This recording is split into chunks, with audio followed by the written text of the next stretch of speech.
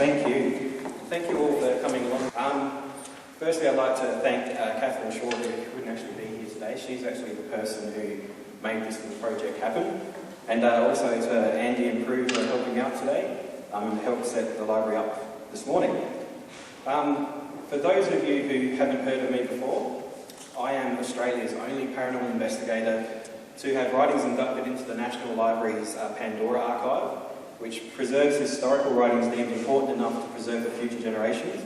I am also the founder of two of South Australia's longest running paranormal investigation teams, Eidolon Paranormal and SA Paranormal, and the author of The Haunts of Adelaide. I'm also the Australian star of international television show Haunting Australia, which is the only Australian reality TV show to be shown on Sci-Fi in the USA and in another 100 countries around the world. So, the haunted buildings in Adelaide residency was the first of its kind in the world. No other government department has ever approached a paranormal investigator to research and investigate its haunted buildings in the way the Adelaide City Council libraries have.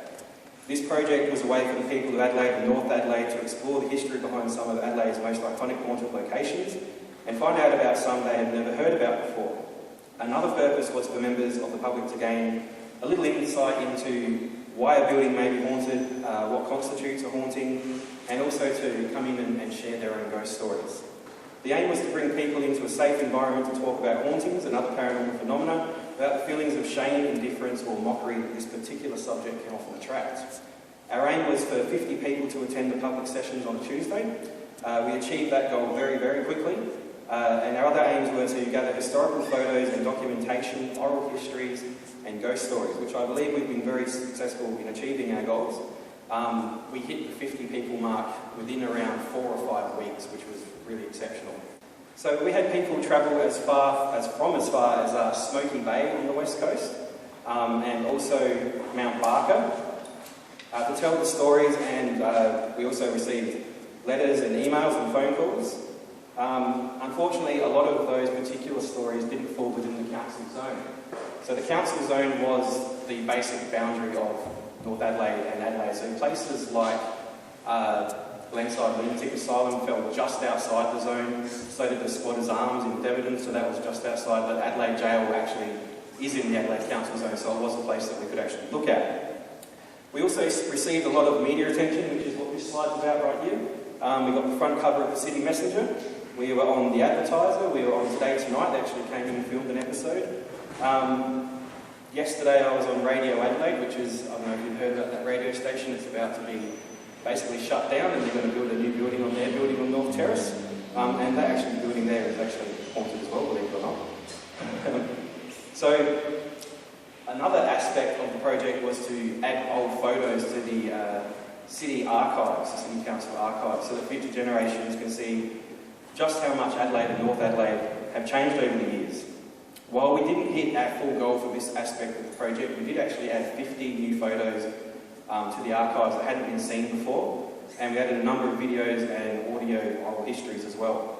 So today I'm going to run you through just a few of the photos that we collected, around 5 of them. Other than the last time I've done this presentation, because this is the second time, these haven't been seen publicly before, but I do believe they have gone live on the internet as of yesterday. And so is all the research I've collected over the last 3 months. That's now all live on the Adelaide City Council website, so there's 44 stories so far. So we'll get into the photos straight away, and I will just let you know that after we finish the presentation there is a chance for a Q&A session, so if you do have questions you want to fire at me, that would be quite good afterwards. So the first photo, this photo is actually of Herbert and Lucy Cole's wedding on March 24th, 1910. They were married in Adelaide. This photo was most likely taken at the Gooja Street studio of photographer Sam Cole, who is a relative of the married couple. The next photo is of Harold James Buckingham Tremaine. This is a baby photo taken in 1882 at either the Royal Prince's Studio at 68 King William Street or the Temple of Light Studios at 44 Rundle Street, Adelaide. This gentleman went on to serve in Egypt during World War I with the 9th Light Horse Division, leaving aboard the ship Geelong in 1915 as a private and returning to Australia as a corporal 2 years later. He lived the rest of his life in Kapunda with his wife and family, and this particular gentleman actually turns out to be my grandfather. and I actually do have this photo right here if anyone wants to actually have a look at it after I finish talking later on. This is the original, and you can actually see the studio names in the back of it as well. So our next photo is Mr. S. Cole. This photo was taken in 1877, and is actually the oldest photo that was brought to the library on this particular occasion.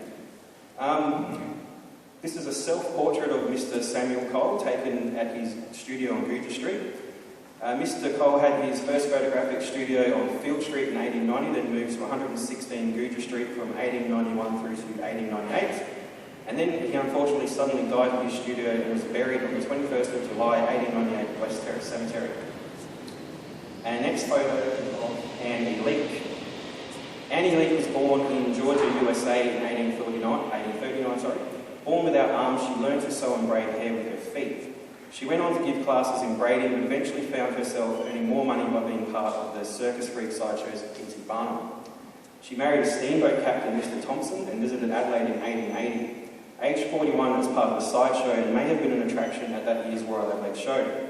This photo is actually a postcard marked 1910 Royal Adelaide Show, so it may have been part of a keepsake collection of previous sideshows from the Royal Adelaide Show, or it is marked incorrectly from the original owner.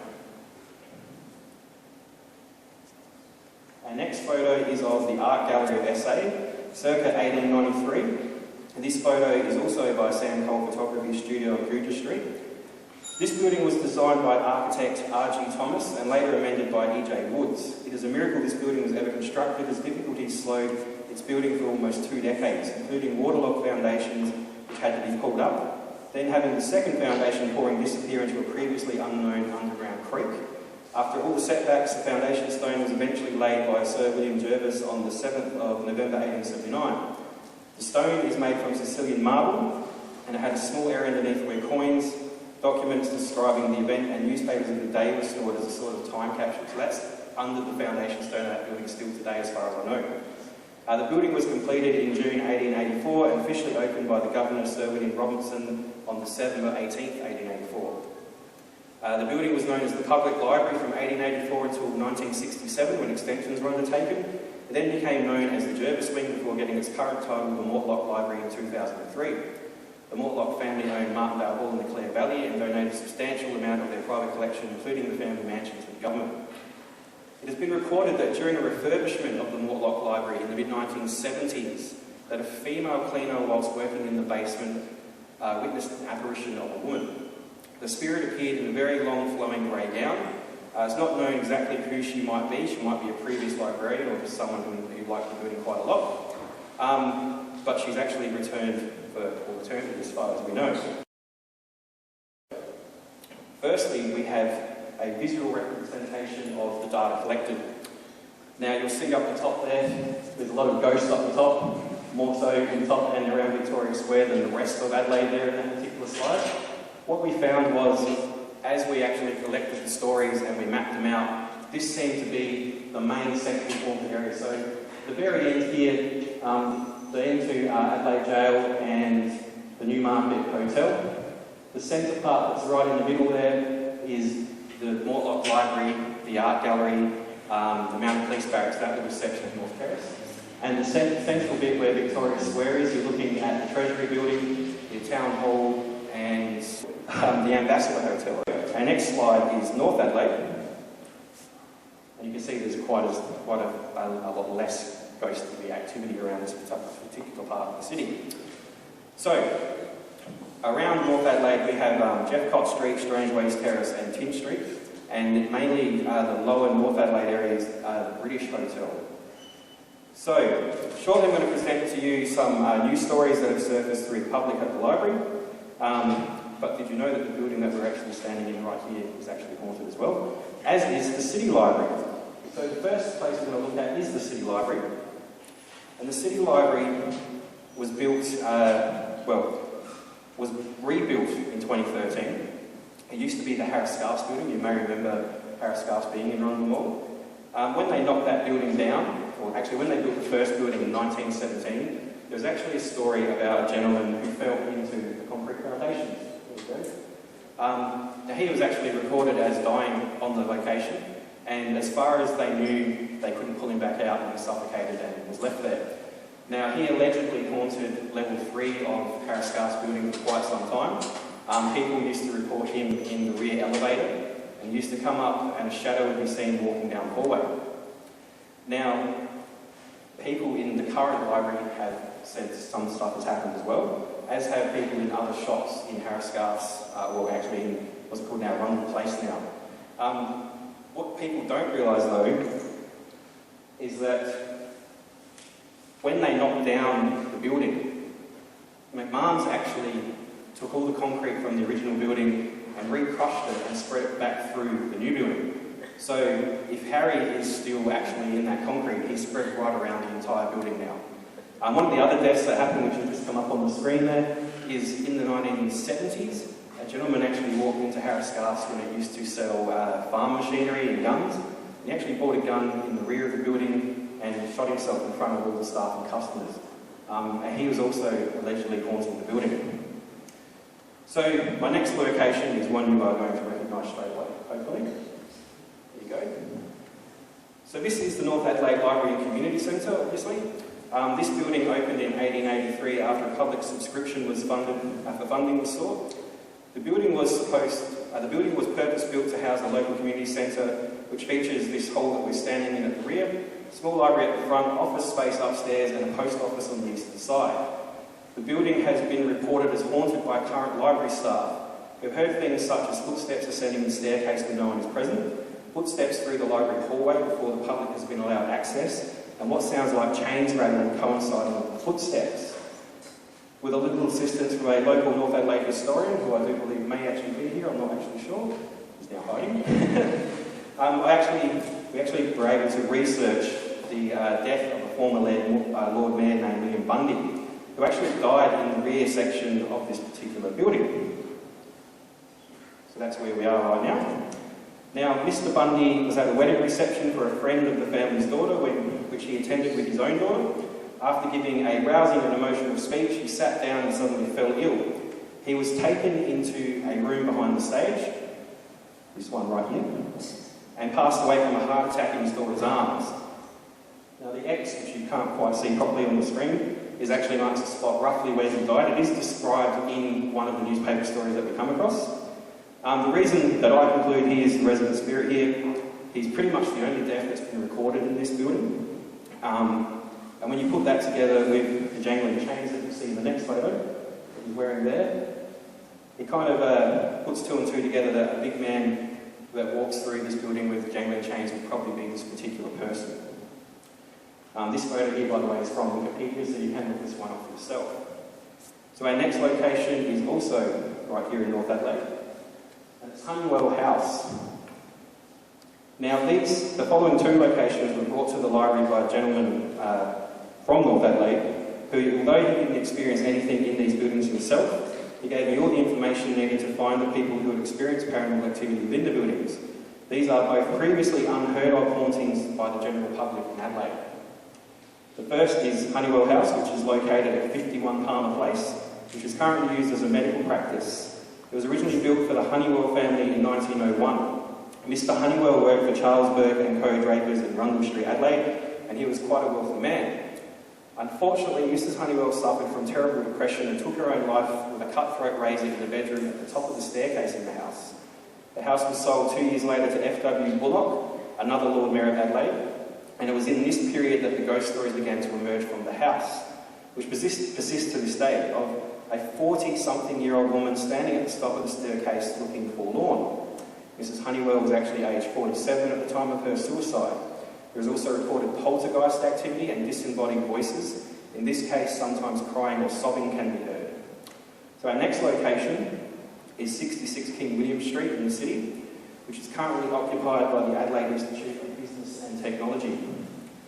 The original building here was the studio of notable photographer Townsend Duryea, which burnt down in 1875 and reopened a year later as Nixon Studios. There are also shops known as the Adelaide Bazaar, which featured butchers and other market-style shops. In 1903, the site was remodelled and opened as the Covent Garden Restaurant, which ran successfully until 1948. In 1949, the property was demolished, and the current building we see today was constructed for the Commercial Banking Company of Sydney.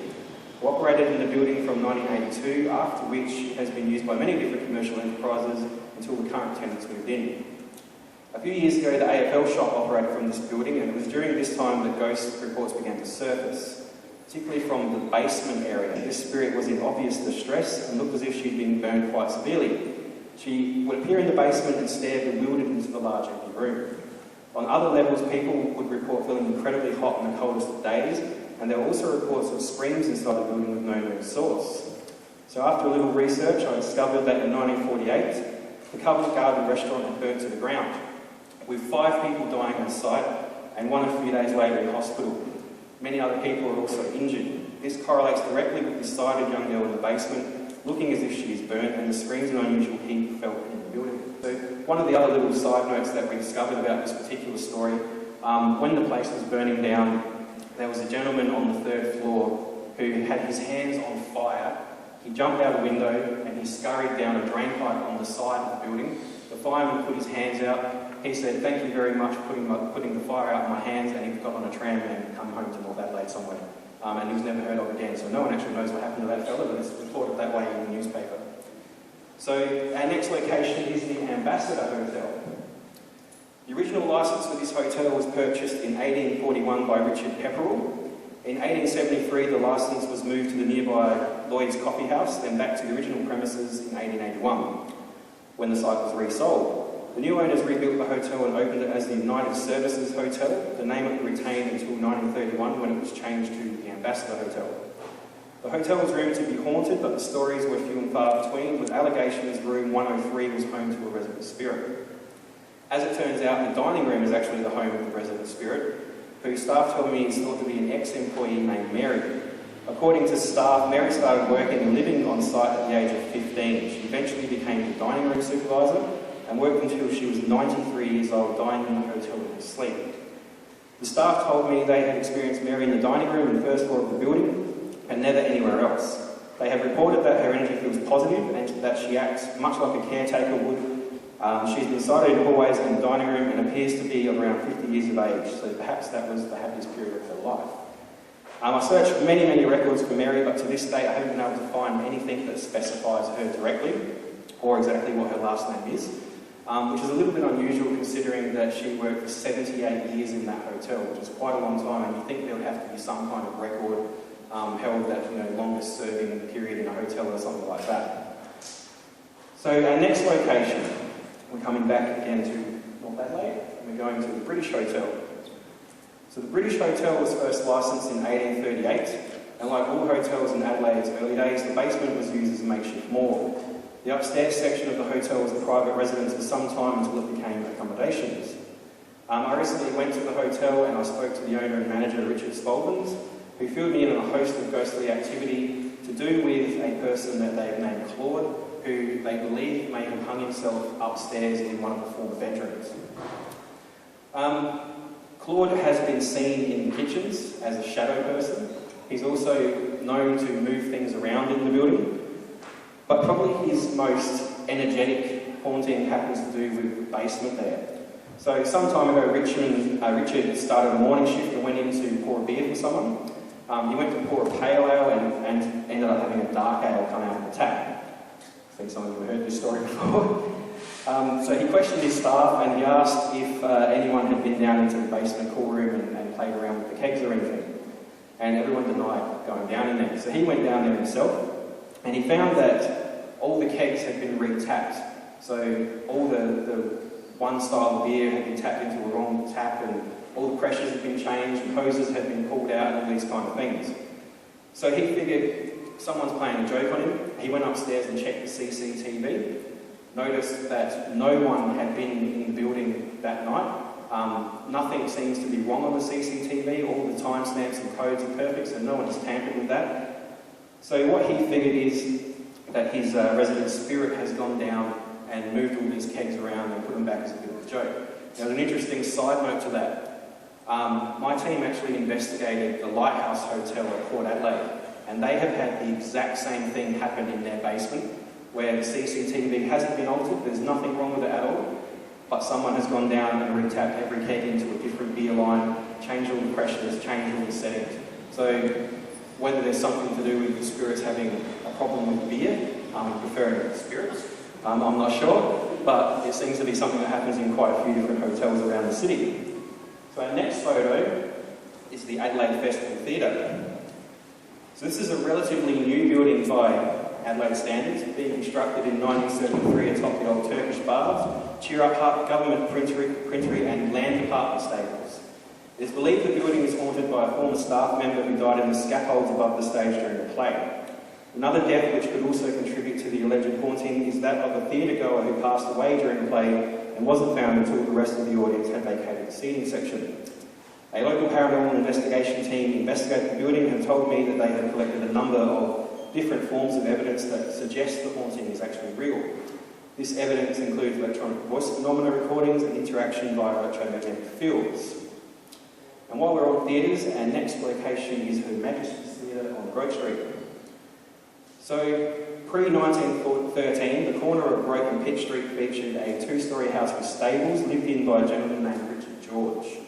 The property was eventually purchased by Edwin Dorr, who saw an opportunity to establish a new picture theatre in the city. Dorr signed the deal with Sayers and Lennon, a very successful picture theatre company operating out of Broken Hill. 30-year contract signed in May 1912 would see the erection of Adelaide's finest cinema. In the following few months, the plan changed from a 2,500-seat picture theatre to a 3,000-seat theatre. Along came a gentleman named Hugh McIntosh, who had just purchased the rights to the Tivoli vaudeville circuit. Mr. McIntosh re-signed the lease, which obviously wiped the previous lease out for another 30 years. And on the opening night, the Tivoli, as it was then called, sold out. Whilst the audience was awaiting the performance to start, a loud thud was heard behind the curtain. The audience probably thought it was a piece of scenery falling on the stage, but in actual fact what they were listening to was the death of a worker. William Fisher, who had just fallen to his death from above the stage while doing a safety check on a fireproof curtain. It is said that Mr. Fisher has haunted the theatre ever since. A ghost of a man has been seen on stage many times, and as well as the dressing rooms, disembodied voices and footsteps are also heard in the theatre. The theatre was renamed Her Majesty's in 1988 and reopened by then Premier John Bannon. You've seen the likes of people like Whoopi Goldberg, Maggie Smith, Lauren McCall, Barry Humphries, W.C. Fields and Julie Anthony perform on their stage. And as a little bit of trivia for you, there's actually a feature wall of signatures of just about every single person who has performed there, just underneath one of the stages. So our next location is Pearl Taylor House at Guild Place. So this building started life as a storage warehouse before being occupied in part by the Southern Cross Newspapers Group. In 1934 it became the Adelaide home of Buring and Sobel, who gave the building its name and the distinctive entry decorations. Buring and Sobel used the location to store barrels of wine. During the late 1960s into the 1980s, the basement contained the Arthur Steakhouse, which was popular with local government officials and newspaper and television celebrities. In the 1990s, Penang Malaysian and Chinese restaurants took over the basement and ground floor of the building and lasted up until around a month and a half ago when they actually shut down. They lasted 20 years in that particular location. The building is actually occupied now by an artist named Fanard Nobar. The haunting of this building goes back to the days of the Arthur Bar and Allegro Room, where it is claimed a chef met a grisly end by a kitchen fire. Said chef was then reported to be seen conversing with patrons in the dining room. Often the patrons would praise his food, then the real chef would come in and ask how the food was, and the patrons would tell him they spoke to the other chef, of which the first chef would say, "I'm the only chef here, so who's the other guy?" So, to finish with, my top 3 haunted locations in Adelaide and North Adelaide. The first, you're obviously all going to recognise this place, is Carclew House. So the property on which Carclew House adorns was originally owned by James Chambers. Mr. Chambers had a small house and stable on the land, which he sold to tobacco magnate Mr. Hugh Dixon. Dixon demolished the former home of Chambers and commissioned architect John Quinton Bruce to build a stately mansion, which he named Stauheim. In 1908, Dixon sold his home to Langdon Benithan, the wealthy owner of the Advertiser newspaper. Benithan renamed the house Carclew and lived there with his wife, Lady Marie Benithan, and their children. Lady Benithan, who was disabled, died in 1924, and so Langdon in 1939. The house stayed with the family until 1965 until it was sold to the government. There are numerous ghost stories associated with Carclew House, many of which are urban legends. The oldest being that Sir Benithan carried his disabled wife who he had found cheating up into the spire and threw her out the window. Lady Benithan allegedly hit the ground but did not die, so Sir Benithan carried her back up to the top of the spire again and threw her out the window a second time. Now obviously that's not true, it's an urban legend. Other stories involve men being buried inside the walls of the house, possibly the builders. One is supposedly near the front door and the other is in a wall at the rear of the house. There are also reports of a young boy looking out longingly from the windows of the spire. But perhaps the most intriguing story is that told by Lady Wilson, who was the granddaughter of the Benathans, in which she retells a story from her youth of sleeping in a downstairs bedroom and witnessing a spirit. The spirit was that of a young man with blonde hair, aged about 15, wearing a long-sleeved white shirt and black shorts with knee-high socks. The spirit would enter the room and go straight to the dressing table where he would pick up pins and count them until he slowly disappeared. So our next location is going to be Adelaide Arcade, but we're going to first hear from the Adelaide Arcade cleaner if our assistant can get the video to work.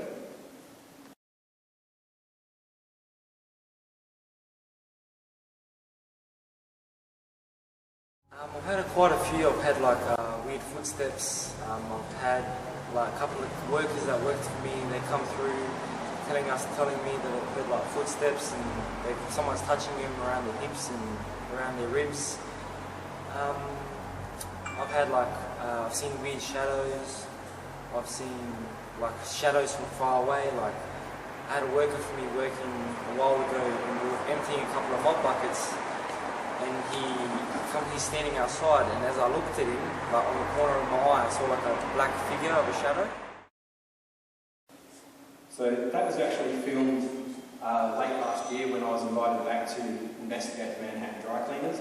And this particular gentleman was in cleaning around 11 PM at night and started telling us the whole stories, and he allowed us to film him, and then he allowed me to reuse it for this particular residency.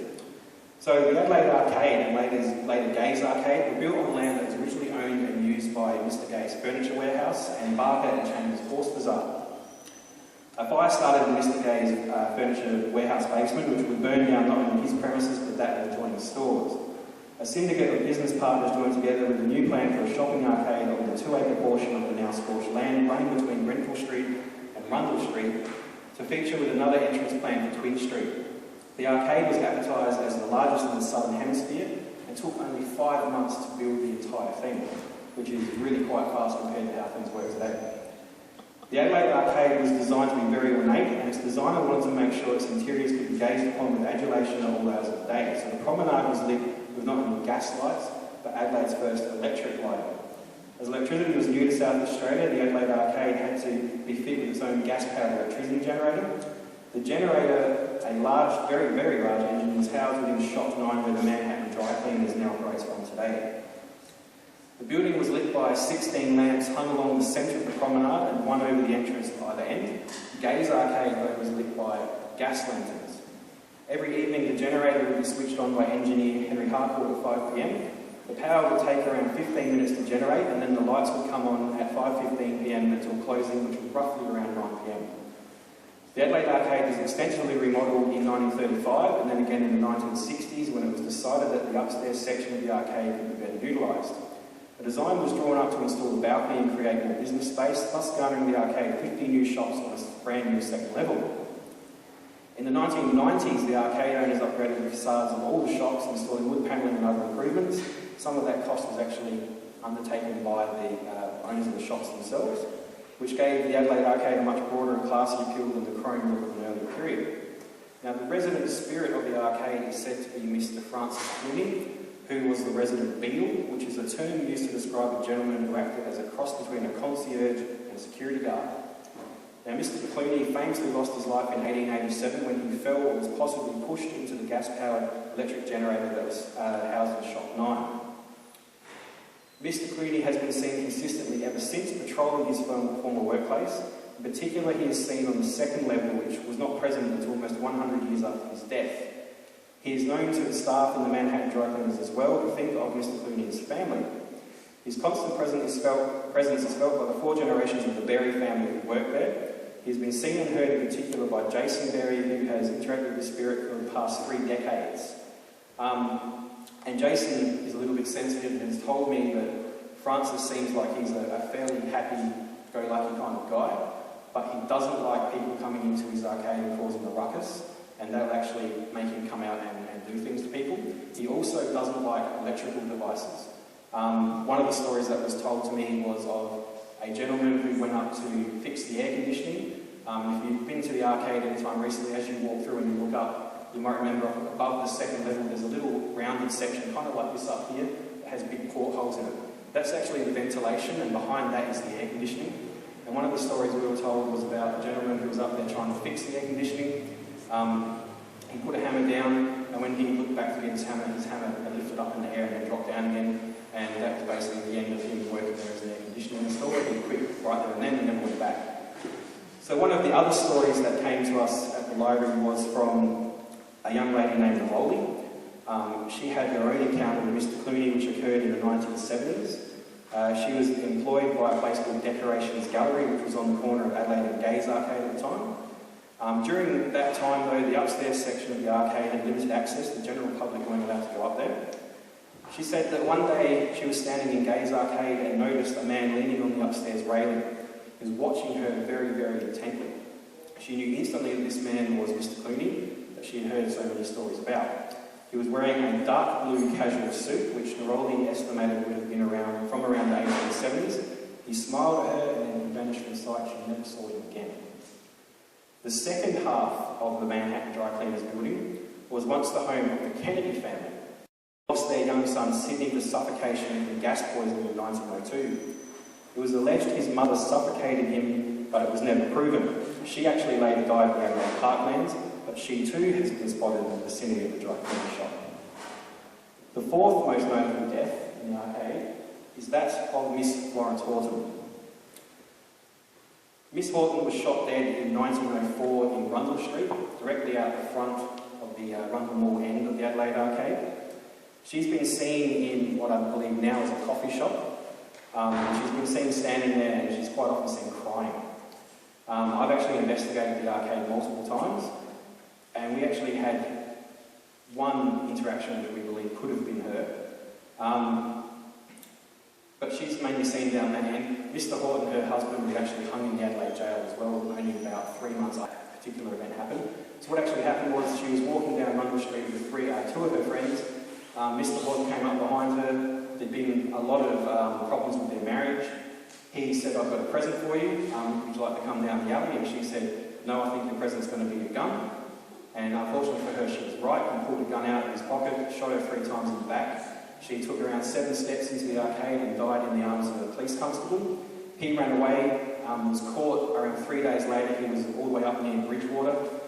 He had a sack with around 100 bullets in it, and he had enough bread and milk to last him to get to probably around Arrowdale and Victoria. So that's a 6-hour drive. I don't know how many k's that was walking, but it was a long way. So he was well prepared to escape from what he'd done. So, my number one most haunted place in Adelaide is the Adelaide Jail. You probably will expect me to say that anyway.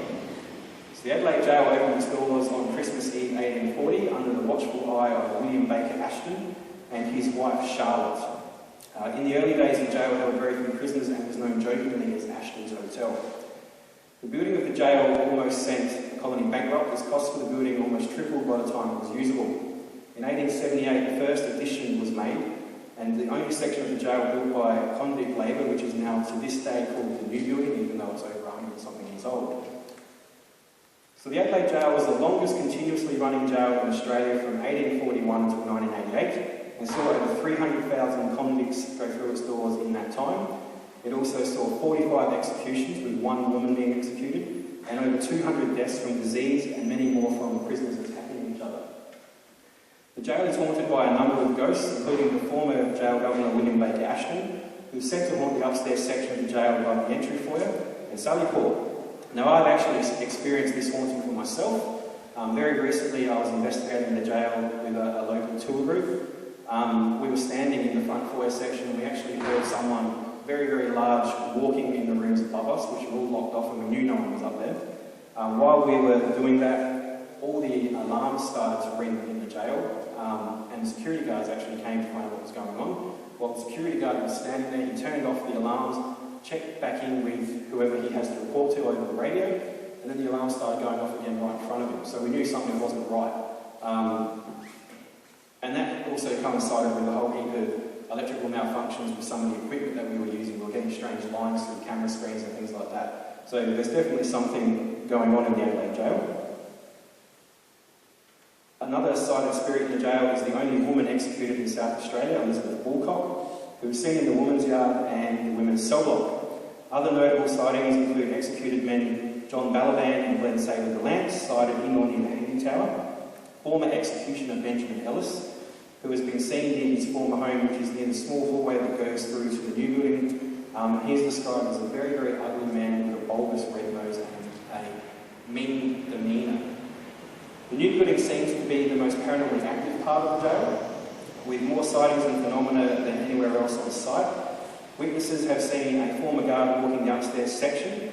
Women have been roped. One person was held by the throat against the wall, and there have been many disembodied voices heard in this particular wing. Rather than tell you more ghost stories, I'm going to play a small video clip from the president of the Adelaide Jail Preservation Society, who is a volunteer group that has been with the jail for the last 25 years, looking after the facility by donating their time and money through tours and other initiatives. The two owners of another tour group have also started public tours in the jail, and I believe now we're up to 4 tour groups in the jail currently. So it is worth going and having a look if you get a chance.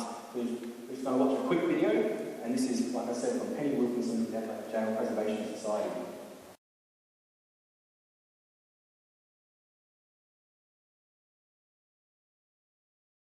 Hello, my name is Penny Wilkinson. I'm the president of the Adelaide Jail Preservation Society, or the AGPS.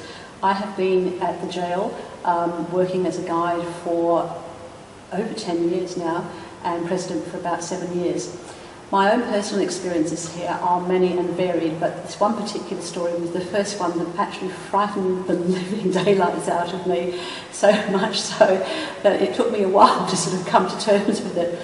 It was back in the early days, and there was a function being held here at the jail, and we were asked to help out, the volunteers were asked to help out with serving drinks, and we had forgotten to supply a corkscrew.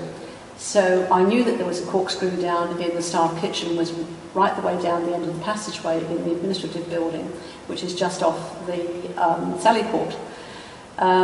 The passage already had a reputation from many of the volunteers and the staff that had worked at the jail that it was haunted, but I wasn't really that sure that it was true. And the lights were all on, and it didn't seem so bad. So I toddled off down to the end of the passageway to get the corkscrew, got the corkscrew, and I'm walking back. About halfway along the passage, I just got this feeling that there was somebody standing immediately behind my back, breathing down my neck. And of course, I did turn around and I couldn't see anything, but the presence was so great. All the hair on the back of my neck had been raised. I sort of felt quite queasy in my stomach, and I literally bolted for the door to the Sally Port. I got to the Sally Port door, opened the door, rushed back out again, and as soon as I got out to the Sally Port, all this phenomena had stopped. I wouldn't have placed so much emphasis on this, except for the fact that a couple of days later, one of my colleagues had a very, very similar experience in exactly the same place. So I was convinced that I wasn't going gaga, and it wasn't just me, there was something going on. But that's just one of many stories.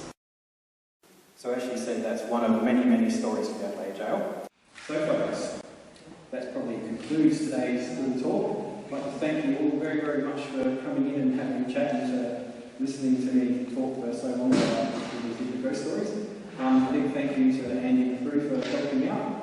And a big thank you also to the Adelaide City Council for making this thing happen. As I said at the very, very beginning, this is a world first. It's not happened anywhere else in the world where the government has asked a paranormal investigator to come in and research the haunted buildings. So we have a very progressive, forward-thinking council here in Adelaide, which is good. And I have been told that I am being invited back to the Adelaide Library in October as part of the 175th anniversary of the old Adelaide Jail. So we're going to be looking into the history and the ghost stories of the Adelaide Jail around October, I'm told. So that should be very, very interesting as well. So again, thank you all very, very much for coming along. I hope you enjoyed the talk. If anyone is interested interested, I do have this photo here